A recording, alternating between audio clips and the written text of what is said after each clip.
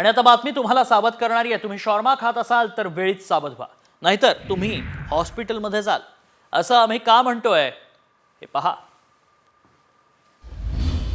Chicken shawarma Bethel जीवावर।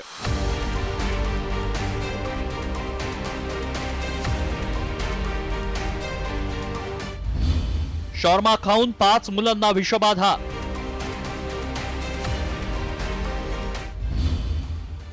चवीनं shawarma खाल, हॉस्पिटलमध्ये जाल।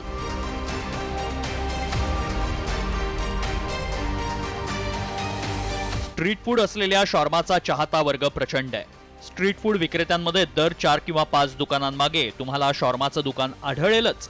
मात्र चवीनं शॉर्मा खाणाऱ्यांना धास्तावणारी धक्कादायक बाब समोर आली आहे। नवी मुंबईच्या उरणमध्ये उघड्यावर विकला जाणारा शॉर्मा खाल्ल्यानं 5 मुलांची प्रकृती बिघडली। या मुलांवर सध्या उपचार सुरू आहेत। या घटनेनं खळबळ माजली आहे।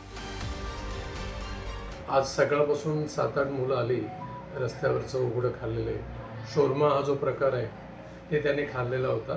त्याच्यामुळे ते सगळ्यांना फूड पॉयझनिंग झालेलं होतं। म्हणून मी सगळ्यांना विनंती करतो, सांगतो की असं उघड्यावरचे पदार्थ अजिबात खाऊ नका। वैष्णव हॉटेलवर शोरमा लागले, शोरमा खाल्ला। तू सुरमा कुठे खालास? तिथेच खाल्ला। दिगोडला काय? हां, दिगोडला। मग तुला काय झालं? Food poison. Food poison. मग तू डॉक्टरांकडे आलास काय? 5 मुलांना शॉर्मा खाल्ल्यानं विषबाधा झाली। अन्न आणि औषध प्रशासनानं उरण तालुक्याकडे दुर्लक्ष केल्यानं शहरात आणि तालुक्यात अनेक गावातील नाक्यांवर राजरोसपणे उघड्यावरील खाद्यपदार्थ परप्रांतीय नागरिक विक्री करतायत। त्यामुळे उघड्यावरील अन्न खाल्ल्यानं अनेकांना उलट्या, पोटदुखी होत असल्याचा आरोप केला जातोय।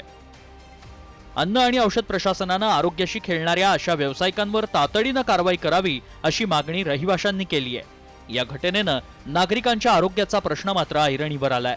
ब्युरो रिपोर्ट, साम टीव्ही।